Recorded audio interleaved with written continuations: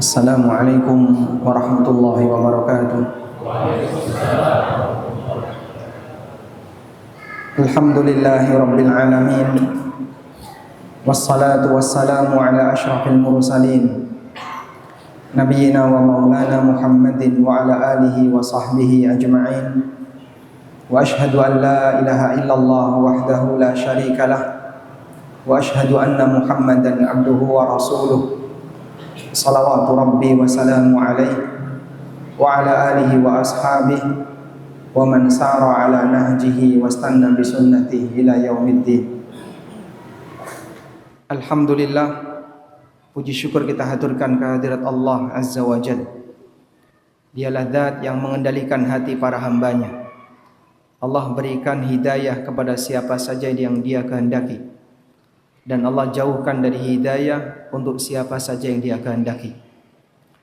Dan bagian dari bentuk hidayah yang Allah berikan kepada hamba adalah hidayah untuk mau belajar, hidayatul ilmi wal irsyad, hidayah untuk mengenali ilmu dan bimbingan agama. Termasuk diantaranya adalah mengenali mana hukum yang halal, mana hukum yang haram. Seorang mukmin ketika mereka menikmati dunia, mereka menyadari di sana ada peraturan yang berlaku dalam kehidupannya. Berbeda dengan orang yang tidak beragama Islam. Orang kafir digambarkan oleh Allah pada waktu mereka hidup di dunia dan menikmati dunia layaknya binatang. Alladzina kafaru ya'kulun wa yatamatta'un kama ta'kulul an'am fannaru mathwal lahum. Orang kafir mereka makan dan menikmati dunia sebagaimana layaknya binatang. Mereka enggak peduli mana yang halal, mana yang haram. Mereka enggak ngerti batasan yang boleh dan yang dilarang. Fannaru mathwal lahum, sebagaimana layaknya binatang dan mereka layak untuk mendapatkan neraka. Sebagai orang yang beriman, tentu kita tidak ingin seperti mereka. Maka seorang mukmin ditanamkan, aktivitas apapun yang kau lakukan dalam dunia ini nanti akan ada pertanggungjawaban di akhirat. Sebagaimana ayat yang tadi dibaca oleh imam ketika sholat maghrib. Rakaat pertama imam membaca surat apa? Surat Al-Fatihah, surat At-Takatsur. Di bagian akhir dari surat At-Takatsur Allah mengatakan tsumma latus'alunna yauma idzin 'anin na'im. Kemudian kelak di hari kiamat kalian akan ditanya oleh Allah Subhanahu wa taala tentang kenikmatan yang telah Allah berikan kepada kalian. Karena itu sahabat Ali bin Abi Thalib radhiyallahu anhu, beliau pernah ditanya oleh seseorang tentang karakter dunia. Lalu beliau menyampaikan, ad-dunya awwaluhu ana wa akhiruhu fana, fi halalihi hisabun wa fi haramihi adab. Dunia itu awalnya dicari dengan melelahkan. Karena siapapun ketika dia mencari dunia, dia harus kerja. Dia harus melakukan sesuatu. Capek ketika mencarinya. Wa akhiruhu fana, dan ujungnya fana. Semuanya pasti akan binasa. Fi halalihi hisabun wa fi haramihi adab. Yang halal dihisab, yang haram diadab. Tidak ada yang ketiga. Sehingga siapapun yang memiliki nikmat yang Allah berikan kepadanya, dia akan dihisab oleh Allah Subhanahu wa taala. Bahkan sampai pun nikmat yang dirasakan oleh Nabi SAW, Abu Bakar dan Umar radhiyallahu anhuma. Pernah satu ketika Rasulullah SAW keluar siang hari. Dalam kondisi beliau lapar. Di dalam rumahnya tidak ada sesuatu yang bisa dimakan. Beliau tidak sedang berpuasa, tapi tidak ada sesuatu yang bisa dikunyah. Akhirnya Rasulullah SAW keluar. Saat beliau berjalan ketemu Abu Bakar As-Siddiq. Kemudian Nabi SAW bertanya kepada Abu Bakar, "Ma akhrajaka fi hadzal waqt?" Apa yang menyebabkan kamu keluar dari rumah di waktu-waktu seperti ini? Siang hari kok di luar rumah? Kemudian Abu Bakar mengatakan, "Al-ju' ya Rasulullah, lapar ya Rasulullah. Nabi SAW mengatakan, wallahi ma akhrajani illa ma akhrajaka min baiti. Demi Allah, tidak ada yang mengeluarkan aku dari rumah kecuali sama seperti yang mengeluarkan kamu dari rumah. Dua manusia mulia dalam kondisi kelaparan, tidak ada sesuatu yang dimakan di dalam rumahnya. Kemudian mereka berdua berjalan ketemu Umar. Nabi SAW tanya kepada Umar, ma akhrajaka fi hadzal waqt? Apa yang menyebabkan kamu keluar di waktu seperti ini? Siang hari seharusnya orang istirahat, siang ini kok malah di luar. Al-ju' ya Rasulullah, lapar ya Rasulullah. Nabi SAW kemudian menyampaikan, aku juga mengalami yang sama. Akhirnya mereka bertiga berangkat menemui sahabat Abu Ayyub Al-Ansari. Sampai di rumahnya sahabat Abu Ayyub Al-Ansari, ternyata Abu Ayyub tidak ada, yang ada istrinya. Kemudian ditanya, di mana suamimu? Sang istri menjawab, beliau sedang mencari air untuk kami. Ketika Abu Ayyub datang, beliau melihat di rumahnya ada 3 orang, Nabi SAW, As-Siddiq dan As-Syahid, Umar bin Khattab radhiyallahu anhu. Spontan Abu Ayyub langsung mengatakan, wallahi ma min ashabil Madinah yakunu indahu dhaifun akrama min dhaifi. Tidak ada penduduk Madinah yang memiliki tamu yang lebih mulia dibandingkan tamuku. Dalam waktu yang sama Abu Ayyub kedatangan 3 manusia paling istimewa, Nabi SAW, Abu Bakar dan Umar. Langsung Abu Ayyub menyediakan semua yang bisa disediakan. Beliau kasih kambing bakar, kemudian diberikan air minum, memerah susu dan seterusnya. Sampai akhirnya Rasulullah SAW, Abu Bakar dan Umar kenyang. Selesai mereka kenyang, Nabi SAW kemudian mengatakan, walladzi ba'atsaka bil haqq la tus'alunna an hadzal na'im yaumal qiyamah. Demi zat yang mengutusku dengan kebenaran, walladzi ba'atsani Allah walladzi ba'atsani bil haqq, demi zat yang mengutusku dengan kebenaran, sungguh kalian akan ditanya oleh Allah terhadap kenikmatan yang telah kalian dapatkan. Akhrajakal ju' min buyutikum, rasa lapar telah mengeluarkan kalian dari rumah kalian. Tsumma asabatkum hadhihi ni'mah, kemudian Allah Subhanahu wa taala memberikan nikmat-nikmat ini kepada kalian. Makan karena lapar, itu makan beralasan atau tidak beralasan? Beralasan. Artinya begini, sebuah perbuatan punya latar belakang, punya alasan. Semakin kuat alasannya, maka akan membuat perbuatan itu semakin dibenarkan. Orang makan karena lapar dengan orang makan karena selera, mana yang lebih beralasan? Mana yang lebih kuat alasannya? Haknya orang lapar makan, itu haknya. Orang lapar makan normal, itu haknya. Tapi Masya Allah, kendati pun orang saleh sekelas Nabi SAW, Abu Bakar dan Umar, ketika beliau dalam kondisi lapar, kemudian beliau makan, kata Nabi SAW, la tus'alunna an hadzal na'im yaumal qiyamah. Sungguh kalian akan ditanya oleh Allah tentang kenikmatan ini besok di hari kiamat. Menyadari bahwasanya kita pasti akan ditanya oleh Allah, maka seorang mukmin perlu memastikan agar setiap rizki yang dia dapatkan, harta yang dia dapatkan adalah harta yang tidak menjadi sumber musibah kelak di hari kiamat. Menghindari hisab itu mustahil, tapi memperjuangkan bagaimana agar harta yang kita punya tidak jadi sumber masalah ketika kita dihisab oleh Allah, itulah perjuangan.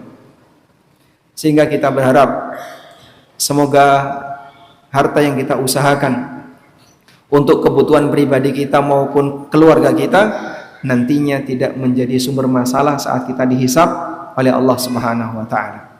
Baik. Nah, kesadaran ini dimulai dari mempelajari batasan mana yang halal, mana yang haram, dan mana yang syubhat.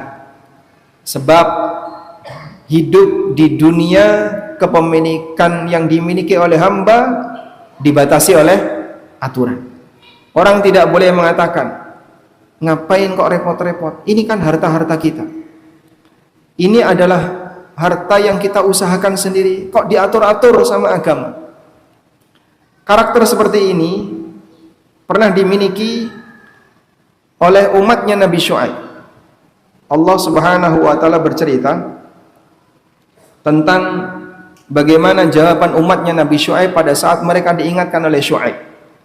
Qalu ya Syuaibu as-salatuka ta'muruka an natruka ma ya'budu abauna.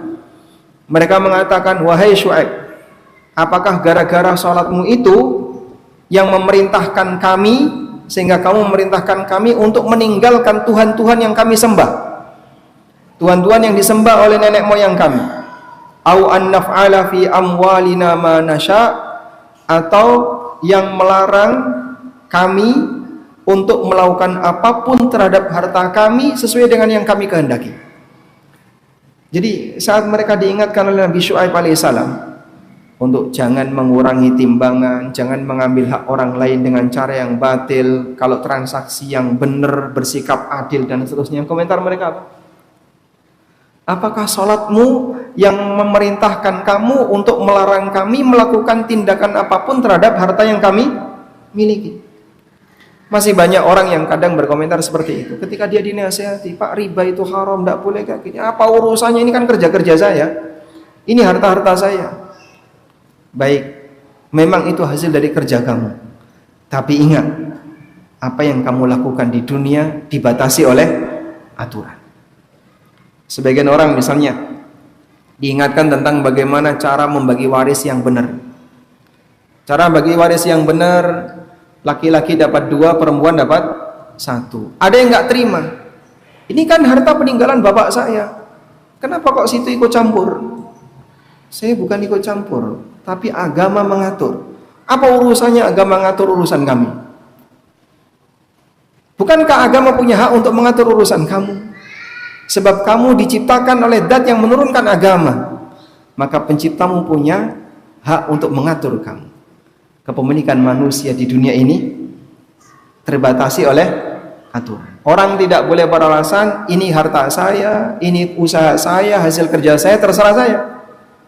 Sebab kepemilikan kamu ketika di dunia dibatasi oleh aturan Allah Subhanahu wa taala. Jangankan aturan agama, terkadang sesama manusia saja mereka memahami seperti ini. Contoh, Pak, Bapak tentu kenal ya, tanah itu ada yang lahan hijau, ada lahan kuning, ada lahan warna A, warna B, dan seterusnya. Sesuai apa, Pak? Site plan di masing-masing daerah. Sehingga lahan ini peruntukannya untuk pemukiman, lahan ini peruntukannya untuk pertanian, lahan ini peruntukannya untuk perusahaan, dan seterusnya. Orang punya sawah, lalu dia bangun hotel di sawah itu. Boleh atau tidak? Secara aturan di negara kita boleh enggak? Kenapa enggak boleh? Ini lahan hijau. Loh kan sawah-sawah saya, terserah saya. Ya memang ini sawah kamu, tapi kepemilikan kamu dibatasi oleh aturan. Kalau seperti ini saja manusia bisa memahami, kenapa dia tidak bisa memahami dengan aturan Allah Subhanahu wa taala? Padahal dia rizki dikasih oleh Allah. Dia lahir nggak memegang apapun harta, dia nggak punya apa-apa. Allah yang ngasih semuanya. Begitu diatur oleh Allah, dia tidak bersedia. Maka jamaah, kalau ada di zaman kita orang diberitahu tentang aturan syariat berkaitan dengan masalah halal haram harta, kok dia nggak bersedia, dan dia beralasan ini harta saya, urusan saya, dan seterusnya, ini berarti melestarikan ajaran kaumnya Nabi Syuaib. Yang saat diingatkan oleh Nabi Syuaib, mereka mengatakan, wa an naf'ala fi amwalina ma nasya. Kenapa kau larang kami untuk melakukan terhadap harta kami sesuai dengan yang kami kehendaki? Nggak bisa seperti itu. Kepemilikan kamu dibatasi oleh aturan. Baik. Selanjutnya, aturan berkaitan dengan masalah harta telah dijelaskan oleh Nabi SAW dalam hadis beliau, di mana Rasulullah SAW bersabda, innal halala bayyin wa innal harama bayyin wa bainahuma umurun mushtabihat. Yang halal itu jelas, yang haram itu jelas, dan di antara keduanya ada perkara yang enggak jelas. La ya'lamuhunna katsirun minan nas. Banyak orang yang tidak tahu perkara yang syubhat tadi, yang tidak jelas. Kemudian Nabi SAW memberikan arahan. Beliau menjelaskan hukum, beliau menjelaskan realita di masyarakat, dan beliau memberi arahan. Beliau menjelaskan tentang batasan hukum, yang halal jelas, yang haram jelas. Di antara halal haram ini ada yang abu-abu, yang disebut dengan mustabihat atau perkara yang syubhat. Ini penjelasan pembagian hukum. Lalu setelah itu beliau menjelaskan tentang realita yang ada di masyarakat. La ya'lamuhunna katsirun minan nas. Banyak orang yang tidak tahu tentang keberadaan syubhat tadi. Kemudian beliau memberikan arahan di bagian akhir. Famanittaqa syubhat faqad istabra'a li dinihi wa 'irdi. Barang siapa yang berusaha untuk menjauhi syubhat, maka dia membebaskan kehormatan dirinya dan agamanya. Wa man waqa'a fi syubhat, tapi siapa yang mendekati syubhat, waqa'a fil haram, dia akan terjerumus ke dalam yang haram. Karra'i yar'a haulal hima, seperti orang yang mengembalangkan kambingnya di sekitar daerah larangan. Daerah ini rumput tidak boleh diinjak, baik manusia maupun binatang tidak boleh nerobos ke situ. Di luarnya boleh, tapi dia mengembalikan kambing di tepi daerah larangan. Yushiku ayyar ta'afihi, sesaat lagi, hampir saja, yushiku, saat lagi dia akan menerobos ke dalamnya. Ala wa inna likulli malikin hima, ketahuilah setiap raja itu punya daerah larangan. Ala wa inna likulli malikin hima, ala wa inna himallahi maharimuh, sesungguhnya daerah larangan Allah adalah apa yang Allah haramkan. Baik, insyaallah kita akan fokus dengan mempelajari hadis ini. Semoga bisa memberikan motivasi bagi Bapak Ibu sekalian untuk lebih siap dalam menerima aturan Allah Subhanahu wa taala. Kita awali dari yang pertama. Ada 3 pengantar yang perlu kita pahami berkaitan dengan masalah aturan yang Allah berikan kepada hamba. Yang pertama, bahwa Allah memberikan aturan kepada hambanya, tujuannya untuk kepentingan Allah atau untuk kemaslahatan hamba.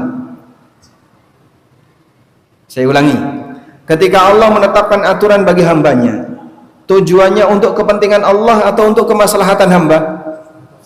Kita sepakat Allah tidak punya kepentingan dengan semua aturannya.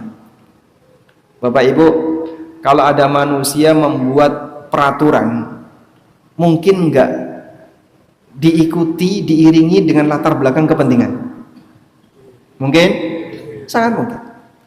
Kok ini enggak boleh Pak? Oh, ternyata ada kepentingan dari atasan, ada kepentingan dari anggota dewan, dan seterusnya. Itu mungkin. Itu manusia ketika membuat aturan terhadap manusia yang lain.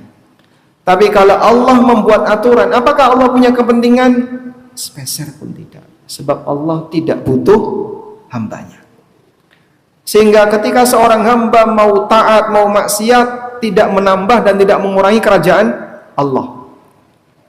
Disebutkan dalam hadis qudsi, Allah Subhanahu wa taala berfirman, "Ya ibadi, lau anna awwalakum wa akhirakum wa insakum wa jinnakum kanu ala atqa qalbi rajulin wahidin minkum." Wahai para hambaku, andaikan makhluk pertama sampai yang terakhir, jin dan manusia, mereka menjadi makhluk yang hatinya paling bertakwa di antara kalian, ma zada dzalika fi mulki syai'a, sepeser pun itu tidak menambah kerajaanku.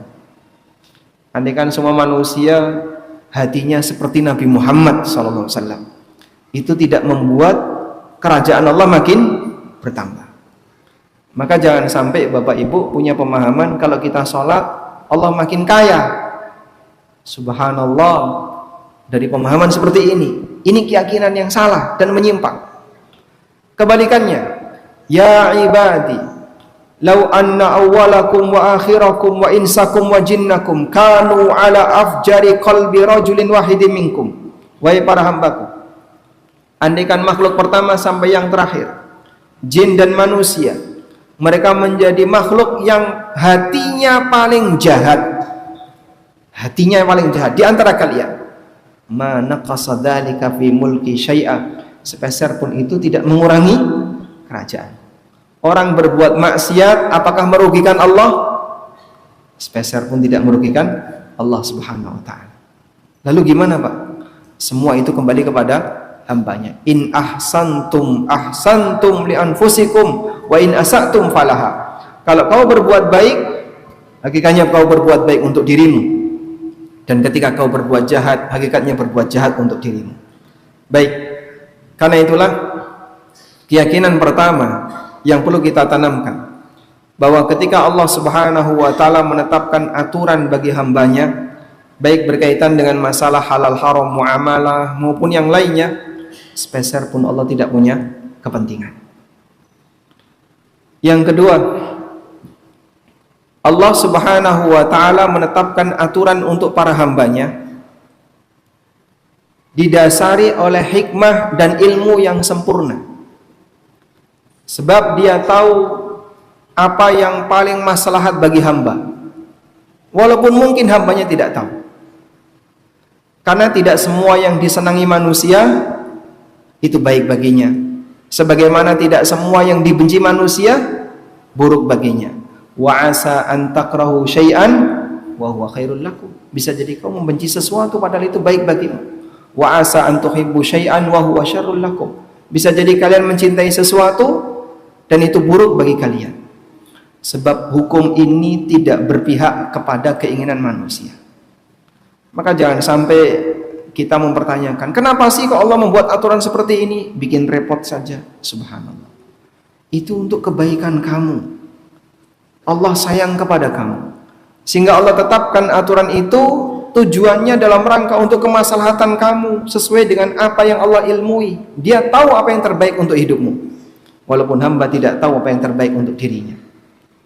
Maka contoh sederhana, Pak, seorang anak berbuat salah, misalnya seneng main HP atau main game, main PS dan seterusnya, sampai dia kecanduan HP, dilarang oleh orang tuanya, berontak enggak, Pak? Tantrum enggak? Tantrum. Anak ini tantrum, dia berontak. Kenapa dia berontak? Karena dia tidak tahu kalau itu berbahaya bagi masa depannya. Yang dipikirkan oleh anak ini yang penting adalah nikmat bagi dia. Saya bisa merasakan kenikmatan, terhibur dengan HP yang dia punya, terhibur dengan game yang dia punya. Sehingga saat orang tuanya melarang, dia menolak, dia berontak. Disitulah kita bisa lihat seorang hamba ketika diberi aturan, dia berontak karena kebodohannya. Itu berawal dari kebodohannya. Tapi dengan penuh kasih sayang, orang tua ini tidak kemudian bertindak keras kepada anaknya, tidak kasar kepada anaknya. Memang anaknya nangis, nggak dikasih mainan HP misalnya, dan itu tujuannya dalam rangka untuk kebaikan sang anak.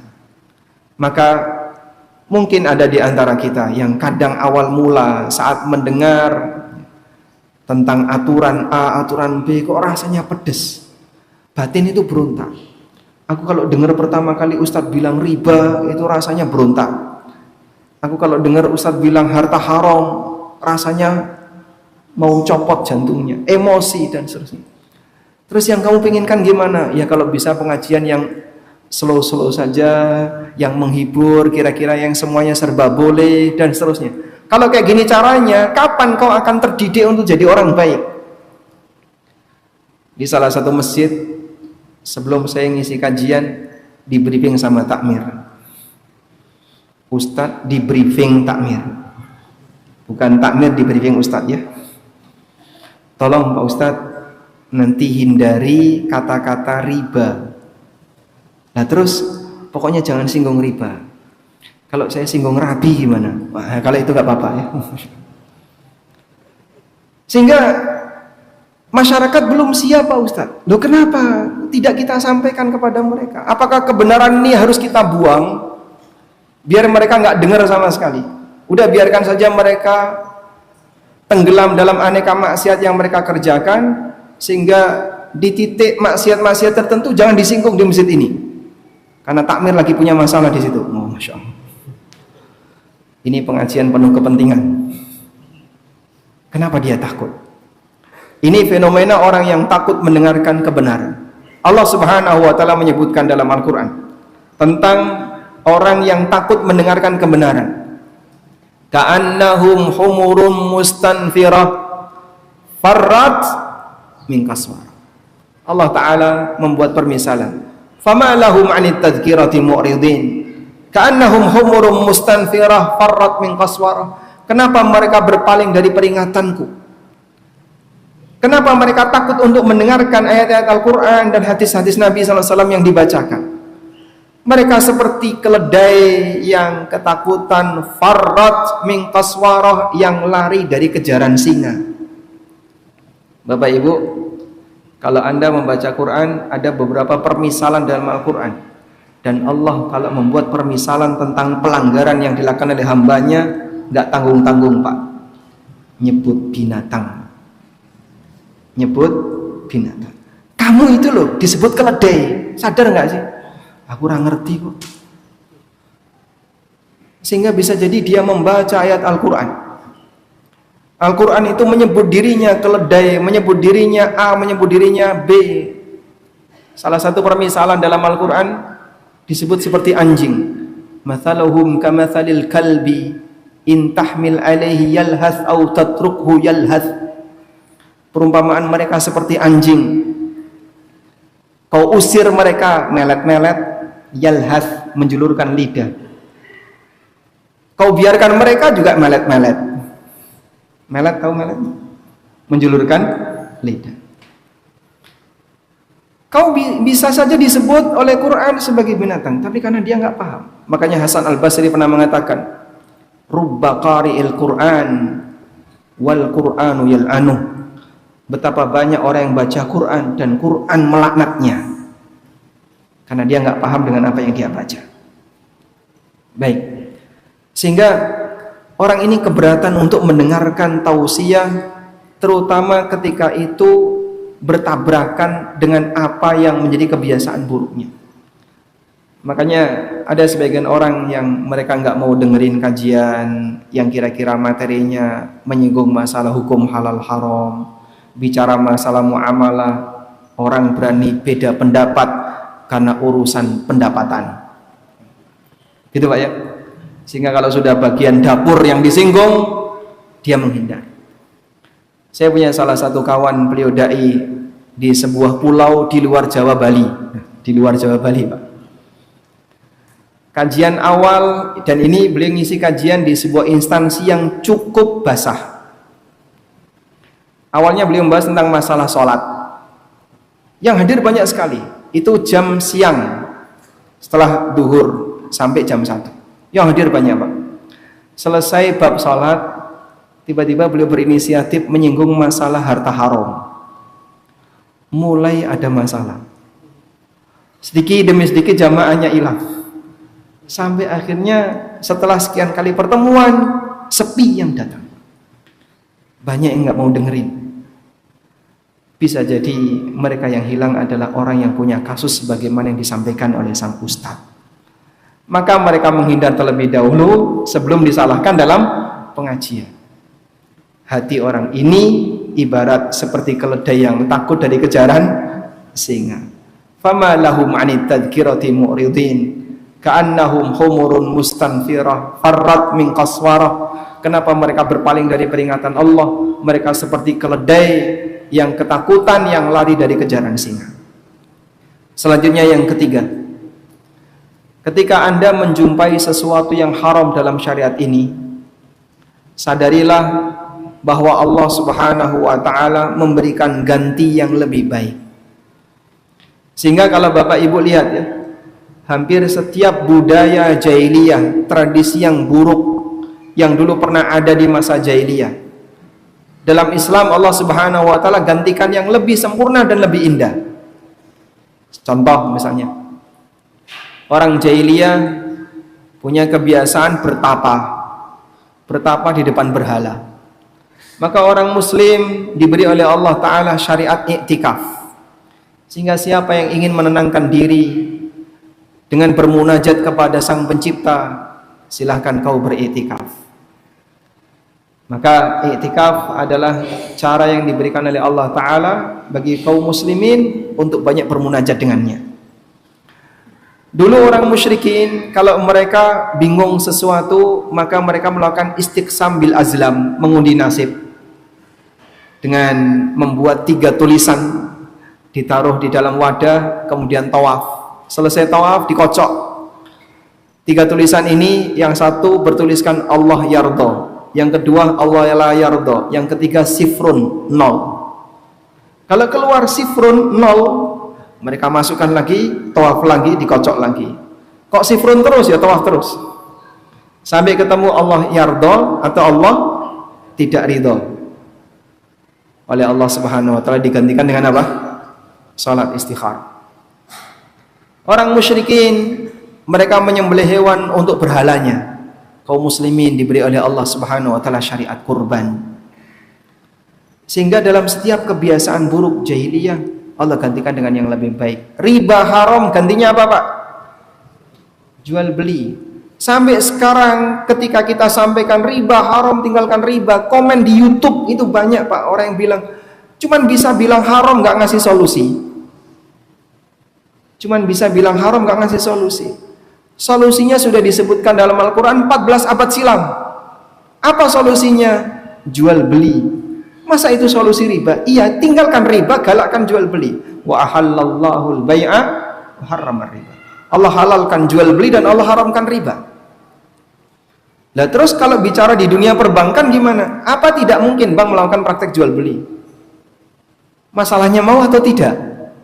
Kalau mungkin atau tidak, sangat mungkin. Dan walhamdulillah sebagian bank yang sudah menggunakan prinsip syariah murni, mereka bisa melakukan praktek jual beli murabaha dengan cara yang syar'i. Yang selama ini banyak orang mempertanyakan solusinya apa? Solusinya ini ada solusinya, jual beli. Yang kamu lakukan setiap hari itu jual beli. Riba ini terjadi ketika transaksinya uang dengan uang. Kalau jual beli transaksinya antara uang dengan barang. Tinggal kau pindahkan. Maka ketika kau bertransaksi dengan orang lain, jangan uang dengan uang, duit digesek dengan duit, menimbulkan panas, muncrat duit. Nah, duit tambahan ini namanya riba. Tapi kalau duit dengan barang kemudian menghasilkan keuntungan, inilah hasil transaksi halalan thayyibah. Nah, orang kalau mengenali seperti ini haram digantikan oleh Allah yang halal, ini tidak boleh digantikan oleh Allah yang mubah. Insya Allah dengan demikian dia akan semakin bersyukur kepada Allah Subhanahu wa taala. Masalahnya manusia saling memotivasi. Hari gini nyari yang haram aja susah, apalagi nyari yang halal. Ini setan bicara. Benarlah seperti yang disampaikan Nabi sallallahu alaihi wasallam dalam hadis riwayat Bukhari, la ya'tiyanna 'alan nasi zamanun la yubalil mar'u ma akhadha min. Akan datang di tengah umat manusia satu zaman di mana orang tidak peduli dari mana dia mencari harta, amin halalin amin haram, apakah dari yang halal ataukah dari yang haram. Dan bisa jadi zaman itu sedang kita alami. Makanya Bapak Ibu bisa lihat ya, saat orang diingatkan tentang halal haram, komentar dia, udahlah gak usah bahas itu, jadi muslim gak usah repot-repot, hari gini nyari yang haram aja susah, apalagi nyari yang halal. Itu karena kamu termakan omongan setan. Baik, selanjutnya jamaah, nah setelah kita menyadari 3 pengantar ini, berikutnya kita kembali kepada pembagian hukum yang diberikan Nabi SAW. Yang halal jelas, yang haram jelas. Kejelasan itu adalah adanya dalil tegas yang diberikan oleh syariat, baik Al-Quran maupun hadis yang sahih. Sehingga Nabi SAW menjelaskan hukum kepada para hamba, kepada umat manusia, mana yang diperbolehkan, mana yang dilarang. Karena manusia ketika tidak dikasih batasan hukum, mereka akan mengambil semuanya, dan itu akan sangat berbahaya bagi kehidupannya. Baik. Nah, di antara yang jelas itu ada yang syubhat. Pertanyaannya, kalau kita ketemu yang syubhat, Dicarikan alasan biar boleh atau ditinggalkan 100%? Kan belum haram Pak Ustadz, ini masih abu-abu, belum hitam Pak Ustadz. Gimana caranya yang abu-abu ini biar jadi putih? Tolong Pak Ustadz putihkan yang abu-abu. Kalaupun fatwa itu mengatakan boleh, apakah itu mengubah hukum? Kalau ada fatwa yang mengatakan yang haram ini mubah, apakah itu mengubah hukum? Sepeser pun tidak. Karena fatwa tidak mengubah hukum. Terus gimana Pak? Katanya yang penting kan sudah ada ulamanya. Kalau benar kita dapat pahala, kalau salah yang nanggung dosa ulamanya. Kok enak Mas? Kata siapa kayak gitu Mas? Kalau benar kaidah ini, jika kamu mengambil satu pendapat tertentu, benar kamu dapat pahala, salah yang menanggung dosa ulamanya. Jika kaidah ini benar, maka kita motivasi kepada seluruh kaum muslimin, jangan pernah belajar agama biar kamu jadi orang awam. Orang awam itu paling aman. Benar dapat pahala, salah yang menanggung dosa, kata siapa? Kan aman sekali orang tua ya. Ibarat sebuah bisnis, untung ada hasil, rugi nggak nanggung resiko. Dan jelas prinsip ini prinsip bermasalah. Sebab ketika Anda mengambil pendapat, nanti akan dipertanggungjawabkan di akhirat. Karena siapapun ketika dia bersikap, tidak ada istilah dia bebas dari tanggung jawab. Baik, lalu gimana Pak? Ketika Anda ketemu dengan syubhat, seharusnya syubhat itu ditinggalkan. Demikianlah pesan yang diberikan Nabi SAW. Famanittaqa syubhat faqad istabra'a li dinihi wa irdi. Siapa yang meninggalkan syubhat, maka dia telah membebaskan kehormatan dirinya dan agamanya. Isya jam berapa? Sudah masuk? Kurang berapa menit? Nanti bunyi. Baik. Berapa menit Pak? 2 menit.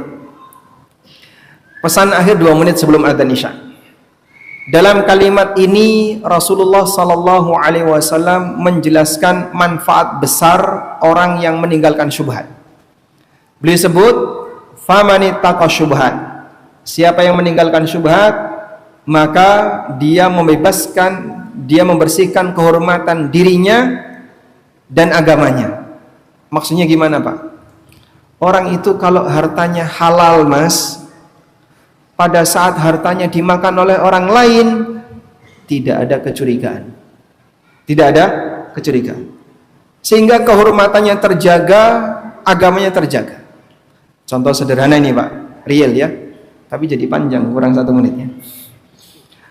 Ada teman saya, dia punya komunitas sepedaan Pak. Salah satu anggota komunitas ini adalah pejabat yang kerja di tempat yang cukup basah. Sepedaan jauh ke puncak gunung, habis di atas gunung makan-makan. Ditraktir sama pejabat ini. Pejabat ini bilang, ayo semuanya silakan makan, nanti tak bayari. Tiba-tiba teman sepedaannya yang lain bilang, duit halal enggak itu? Itu duit halal enggak? Orang ini langsung emosi. Halal no, ini duit halal. Enggak usah takut, ini duit halal. Kalau Anda dapat tamu, Anda suguhi makanan, tiba-tiba tamu itu tanya, ini halal atau haram? Kira-kira perasaan Anda gimana? Hah? Itulah orang yang kehormatannya hilang karena dicurigai oleh orang, hartanya tidak halal. Yang disebut Nabi SAW, meninggalkan syubhat, faqad istabra'a li dinihi wa irdi. Selengkapnya insya Allah akan kita sambung setelah mendengarkan adzan Isya atau setelah salat Isya. Salat dulu atau adzan saja? Alhamdulillah, wassalatu wassalamu ala Rasulillah wa ala alihi wa sahbihi wa mawalah. Wa ashhadu an la ilaha illallah wahdahu la syarikalah wa ashhadu anna Muhammadan abduhu wa rasuluh. Kita lanjutkan berkaitan dengan masalah syubhat. Karakter orang dulu sangat jauh berbeda dengan apa yang dialami oleh manusia di masa sekarang. Ketakutan yang dialami oleh para sahabat Nabi SAW berkaitan dengan harta syubhat sampai membuat mereka meninggalkan sebagian besar yang halal karena takut terjerumus ke dalam yang haram. Seperti yang pernah disampaikan oleh sahabat Umar bin Khattab radhiyallahu anhu. Kunna nad'u tis'ata syahrin minal halal makhafatan an nudrika fil haram. Kami meninggalkan 9 dari 10 peluang yang halal karena takut terjerumus kepada yang haram. Itulah sahabat. Sebab mereka melihat sebuah kesalahan itu resikonya besar. Karena itu saat mereka memiliki 10 peluang yang semuanya halal, 9 ditinggalkan, ambil 1 sisanya. Orang di zaman sekarang, Pak, kalau ada 10 peluang, kira-kira yang diambil berapa, Pak? 12. Dia melihat ada 10 peluang, maka dia akan mengupayakan cari yang lain. Sehingga jangankan yang masih syubhat, yang haram saja diambil. Terkadang dia berusaha untuk berupaya gimana caranya biar yang syubhat ini geser jadi putih. Dengan cara manipulasi pertanyaan. Makanya terkadang ada orang yang dia bertanya, tapi dia nggak jujur, akhirnya mendapatkan jawaban tidak sesuai dengan realita. Dan itu sangat beresiko. Karena dia memanfaatkan fatwa seorang ustadz, fatwa seorang tokoh agama, dan dia anggap ini bisa melegalkan perbuatannya. Ada orang yang pernah tanya ke saya melalui WA. Beliau menyampaikan seperti ini, Pak Ustadz, boleh nggak kalau saya dapat proyek, kemudian kita melakukan akad bagi hasil? Waktu itu saya sempat curiga, karena saya tahu orang ini sudah pernah belajar muamalah. Kalau hanya sebatas akad bagi hasil, dia paham. Akhirnya saya tanya, bagi hasil sama siapa? Terus dia jawab, sama orang dalam. Orang dalam mana? Dalam masjid, dalam rumah, atau dalam? Tentu saja adalah orang dalam, maksudnya orang instansi. Sebagai bagian atau tim pengadaan misalnya, dia kerja di bagian pengadaan, terus kita dapat proyek seperti itu, kemudian nanti bagi hasil dengan orang tersebut. Boleh nggak kayak gini, Pak? Mungkin tidak perlu pakai bahasa hukum agama. Lanjutkan. Tapi kalau sama KPK kok kamu ditangkap, ya, itu rezeki kamu. Ya. Jadi dalam banyak hal di mana kita terkadang tidak perlu bertanya dan menjawab dari sisi hukum agama, karena sudah jelas ini menyalahi norma, menyalahi undang-undang negara, dan semua orang sepakat ini kedoliman. Tapi terkadang masih banyak orang yang nyari-nyari peluang. Orang bisa saja dia bertanya dan menyelewengkan data, sehingga akhirnya jawabannya tidak begitu jelas karena datanya tidak jelas. Makanya Bapak Ibu yang kami hormati, saat Anda bertanya tentang masalah hukum muamalah, jangan sampai meninggalkan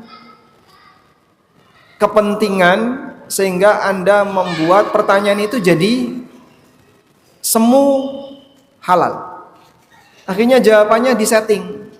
Tapi Pak Ustadz kan ini belum jelas. Boleh ya Pak Ustadz? Boleh ya, boleh ya. Malah Ustadznya dipaksakan ngomong boleh. Ada 3 orang ya, dari Jakarta, didampingi oleh 1 orang, beliau penasehat spiritual, ya, Ustadz.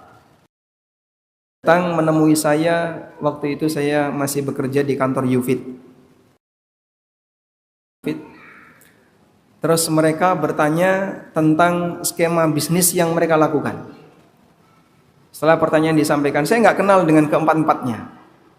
Saya baru kenal setelah Ustadz ini menjelaskan ke saya tentang siapakah 3 orang ini. Setelah mereka bertanya, terus saya kasih jawaban. Kesimpulan jawabannya, ini tidak boleh. Alasannya ini gharar dan mengandung riba. Dah. Setelah itu sang Ustadz ini bilang, saya pengajar mereka, pengajar agama, Ustadz. Dan 3 orang ini sebelumnya sudah pernah bertanya kepada Ustadz Erwandi, kemudian Ustadz Nizar Saad Jabal di Jakarta, terus tanya ke antum berharap jawabannya beda.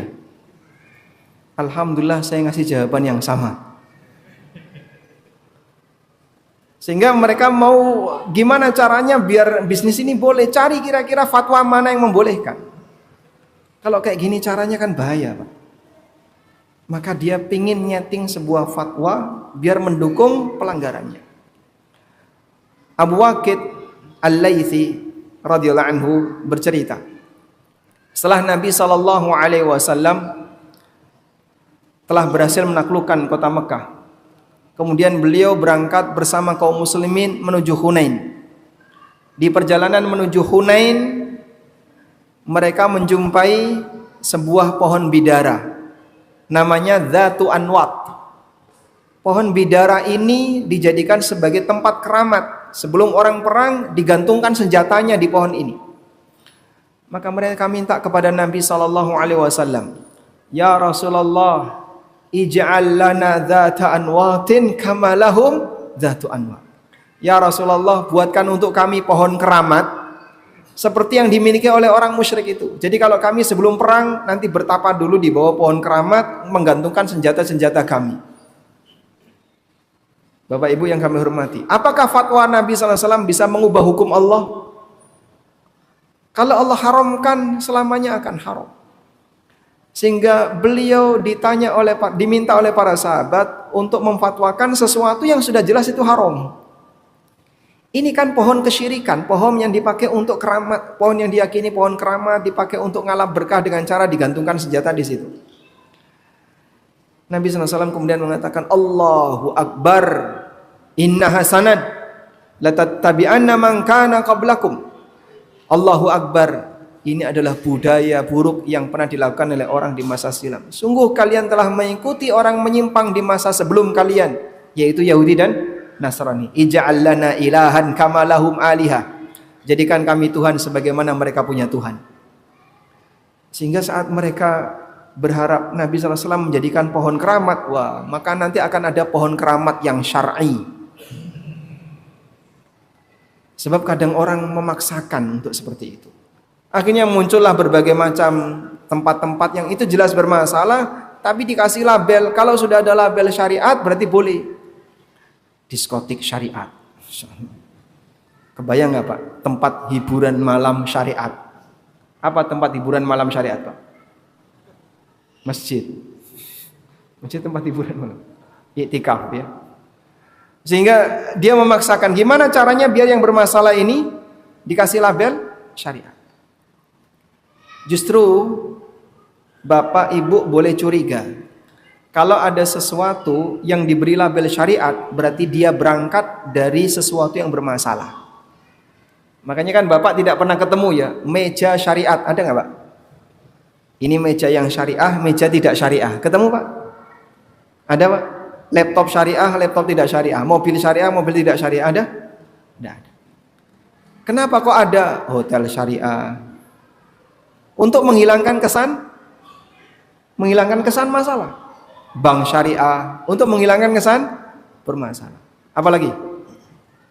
Nanti ada asuransi syariah dan seterusnya. Untuk menghilangkan kesan-kesan masalah itu dikasihlah label syariat. Kalau dari awal dia tidak bermasalah, nggak ada kepentingan dengan dikasih label syariat. Sebab hukum asal dunia itu boleh. Hukum asal urusan dunia boleh. Tapi ketika itu dikasih label syariah, sebab dia berangkat dari sesuatu yang bermasalah. Nah, cuman yang perlu untuk diperhatikan adalah ketika label itu disematkan di sana, betul nggak itu sudah sesuai dengan syariah? Makanya kita peringatkan ya, bagi mereka yang gampang mencantumkan sesuatu dikasih label syariah, kau membawa nama mulia. Kalau sampai ada pelanggaran di sana, hati-hati, itu bisa berbahaya. Karena itulah Bapak Ibu yang kami hormati, belajar ilmu agama butuh kejujuran dari batin.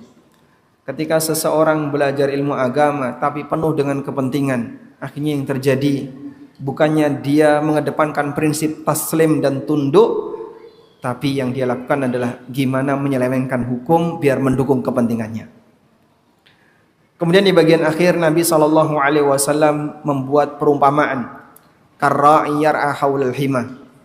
Orang yang terjerumus ke dalam perkara syubhat itu seperti orang yang mengembalakan kambing tapi berada di sekitar daerah larangan. Area ini adalah daerah di mana rumputnya tidak boleh diinjak, rumputnya tidak boleh dipakai untuk mengembalakan kambing. Sudah ada batasnya. Memang di luar ini boleh.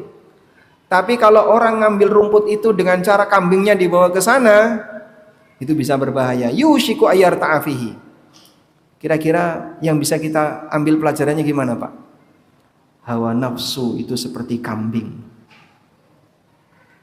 Sehingga kambing diajak untuk merumput di tepi daerah larangan, di briefing dulu. Kambing, ketahuilah bahasanya sebelah ini haram untuk kalian injak. Bisa enggak, Pak? Namanya binatang. Hawa nafsu juga seperti itu. Saya tak ngambil yang masih syubhat ini, nanti tak pilih-pilih. Barangkali masih ada yang boleh, masih ada yang dilarang. Hawa nafsumu bicara. Nah, saat hawa nafsumu bicara, dia seperti binatang. Akhirnya lama-kelamaan akalnya dibuang, dia masuk ke dalam area yang haram. Dan setan berperan di sana menggoda manusia dengan cara bertahap, penuh dengan trik. Maka disebut oleh Allah khutuwat syaitan, tahapan-tahapan syaitan. Cuman kayak gini kan nggak apa-apa, dikit kan, tambah dikit, akhirnya makin banyak. Sampai ketika dia berada di dalam, dia merasa nyaman.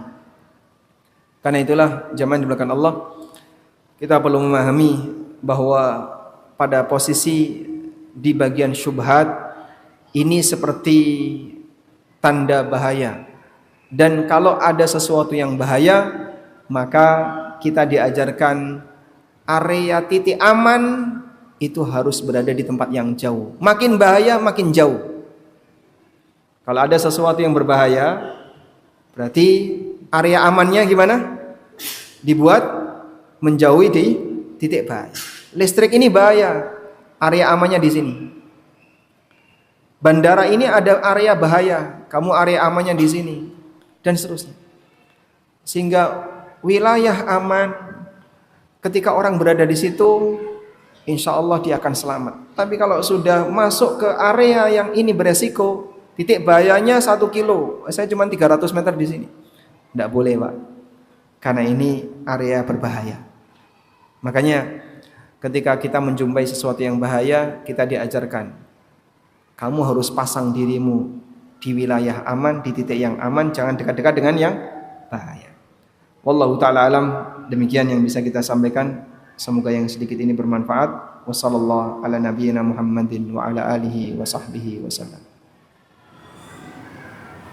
Baik, teman sekalian, kita akan sesi tanya jawab sebelum memberikan kesempatan untuk Bapak ada pertanyaan dari Ibu. Antara istri dengan istri, antara suami punya istri juga, apakah istri tetap harus minta izin dari suami jika ingin menggunakan hal tersebut?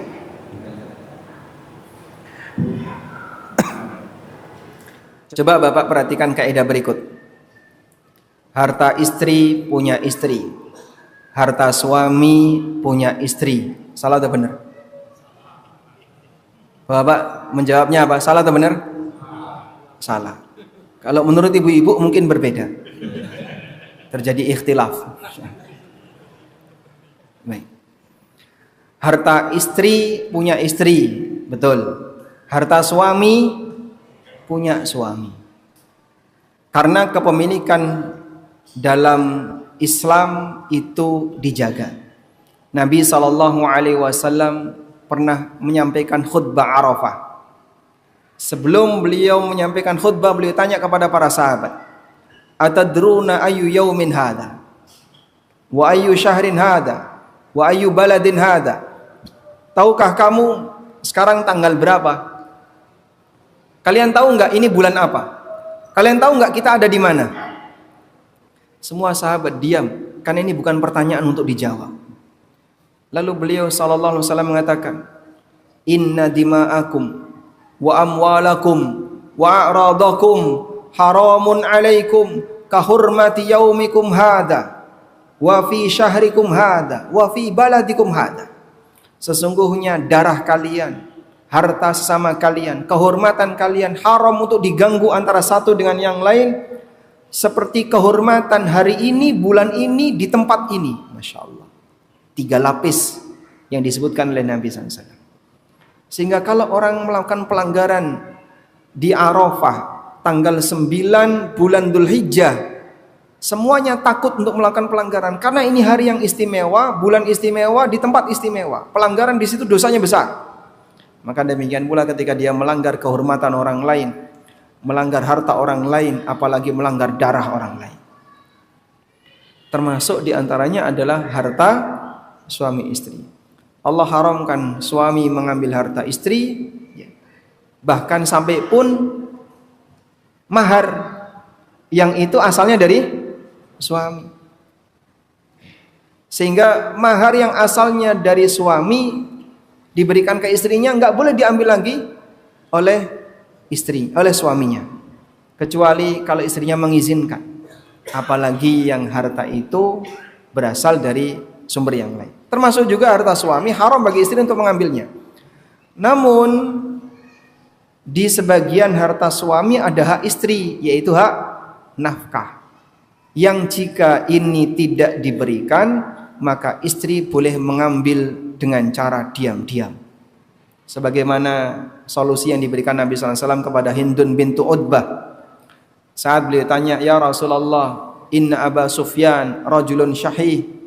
Abu Sufyan itu orangnya pelit, suamiku orangnya pelit. Dia tidak memberikan harta yang cukup, nafkah yang cukup untuk diriku dan anakku. Apa kata Nabi SAW? "Khudhi mim malihi ma yakfiki wa waladaki bil ma'ruf." Kau boleh mengambil hartanya Abu Sufyan yang cukup untukmu dan anakmu dengan cara ma'ruf. Dengan cara ma'ruf itu sewajarnya, sesuai uruf yang berlaku. Kok diizinkan untuk mengambil hartanya suami diam-diam, Mbak? Karena itu haknya. Sehingga karena beliau berhak, maka beliau boleh mengambil ketika tidak diberikan. Syaratnya satu, jangan ketahuan. Baik. Selanjutnya, dalam riwayat ini Nabi SAW mengatakan silahkan mengambil bil ma'ruf, dengan cara yang ma'ruf, sewajarnya. Andaikan harta suami adalah milik istri otomatis, maka Nabi SAW akan menyampaikan silahkan kau mengambil hartanya Abu Sufyan sesukamu. Silahkan kau ambil semaumu. Itu kalau miliknya istri. Tapi Nabi SAW tidak mengatakan semaumu, tapi beliau katakan apa? Bil ma'ruf, sewajarnya. Karena itulah seorang istri pada asalnya punya hak harta dari suaminya, namun hanya senilai kewajiban nafkah yang harus ditunaikan oleh suaminya. Lebih dari itu bukan haknya istri. Karena itu kalau misalnya ada istri yang memanfaatkan harta suami diam-diam padahal dia sudah dicukupi nafkahnya, ya kalau di dunia mungkin nggak ada masalah, tapi jika suaminya tidak ridho akan berlanjut sampai hari kiamat. Sehingga ibu-ibu kalau nyuci celana, baju sebelum dicuci diapain, Pak? Di screening. Nemu uang 20.000, 30.000, lapor nggak? Lapor, alhamdulillah. Karena 20.000, 100.000 diem. Boleh nggak kayak gini, Pak? Pada asalnya duit itu tetap menjadi milik suami, sehingga wajib dilaporkan ke suami. Bang, tadi saya nemukan 100.000 ya, aku udah lapor, sekarang buat aku ya. Nah, yang penting lapor. Wallahu a'lam.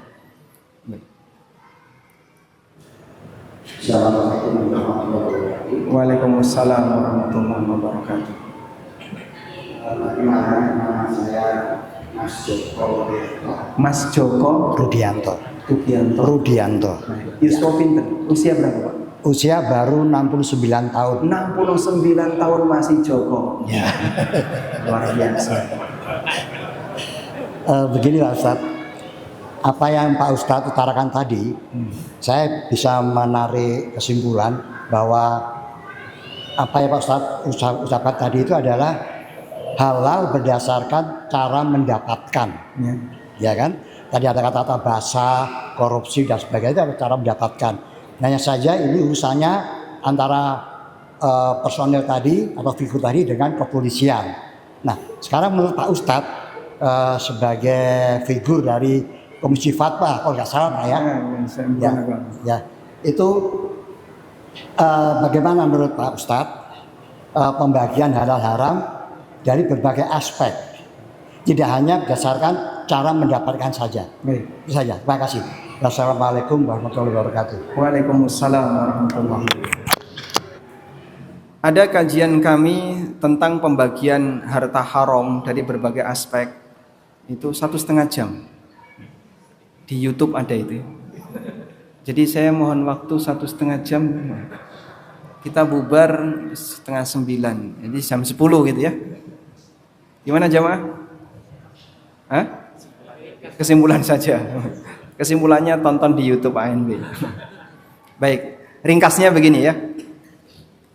Harta haram adalah harta yang tidak boleh untuk dimiliki oleh seorang muslim dan dinikmati oleh seorang muslim karena alasan syariat.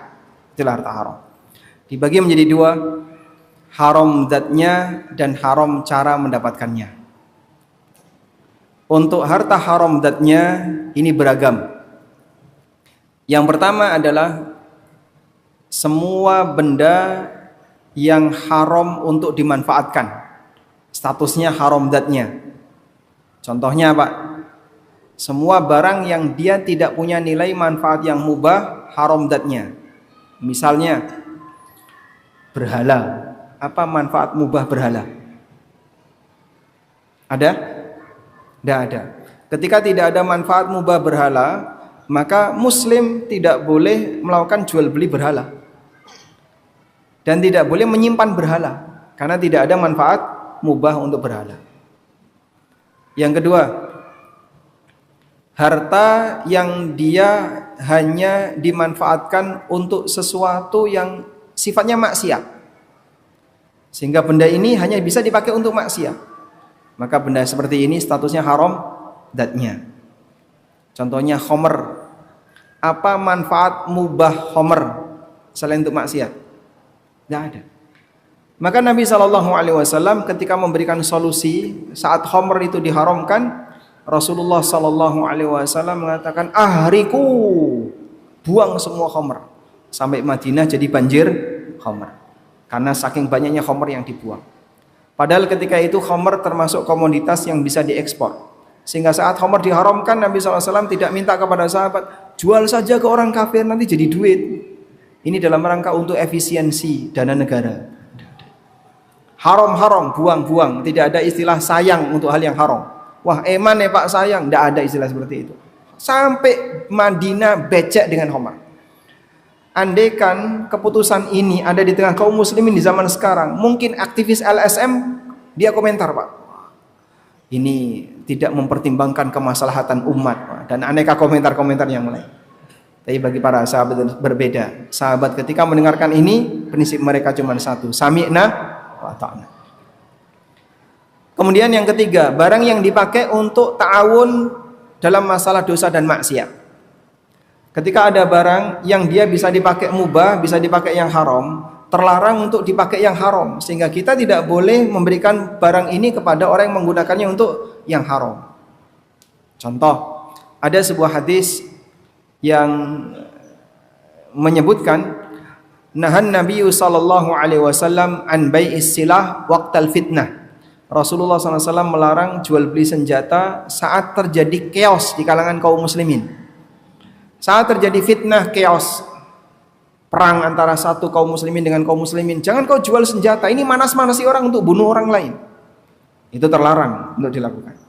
Makanya kalau ada orang yang tanya, Pak, boleh nggak Pak kita itu jual pakaian yang membuka aurat, misalnya rok mini atau pakaian singlet untuk wanita dan seterusnya? Boleh, tapi yang beli harus orang yang menutup aurat. Tapi kalau jualnya umum, bebas, pinggir jalan, siapapun boleh beli, apalagi di Bali, wallahu a'lam. Anda sudah tahu gimana nanti jadinya. Ya.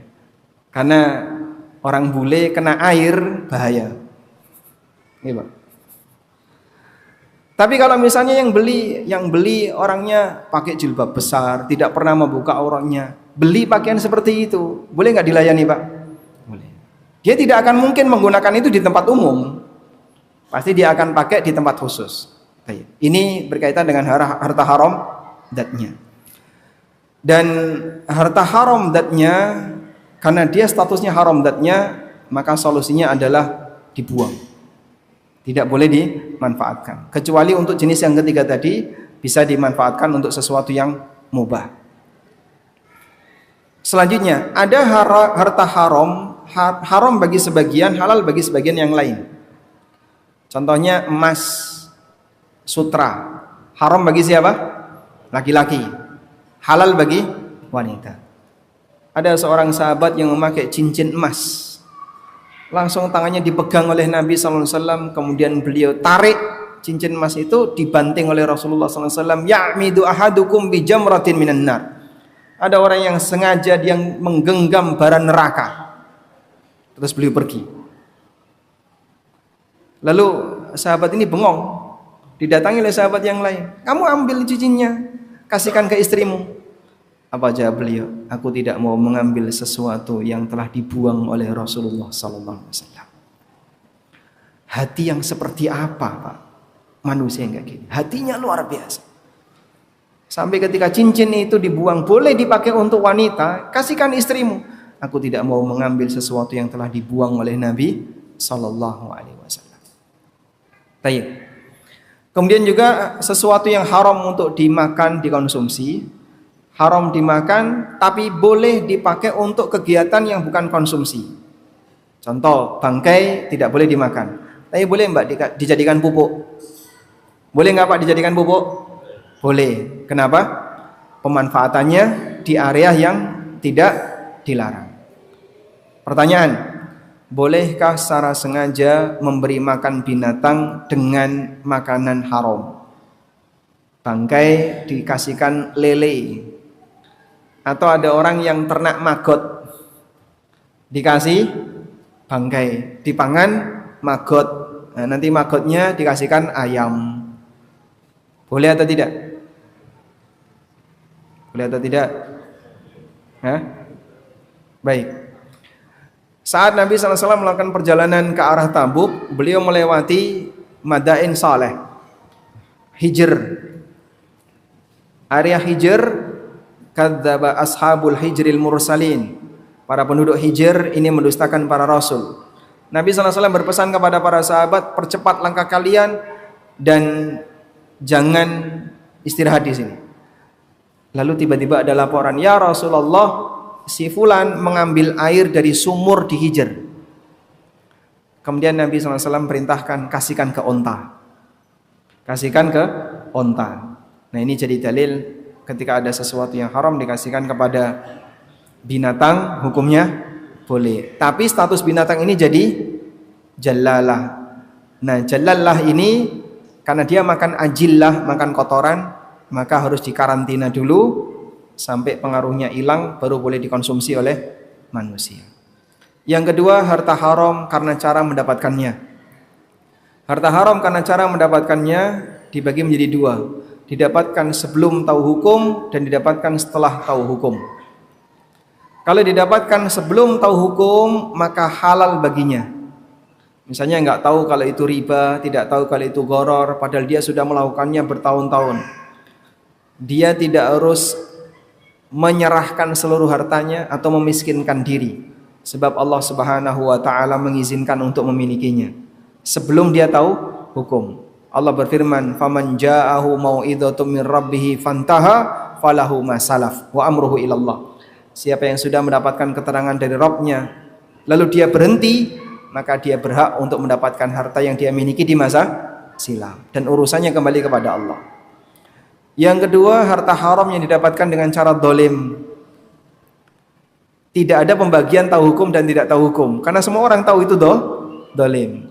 Maka untuk yang terakhir ini, yang kedua ini, wajib dikembalikan kepada pemiliknya. Jika pemiliknya sudah meninggal, wajib dikembalikan ke ahli waris pemiliknya.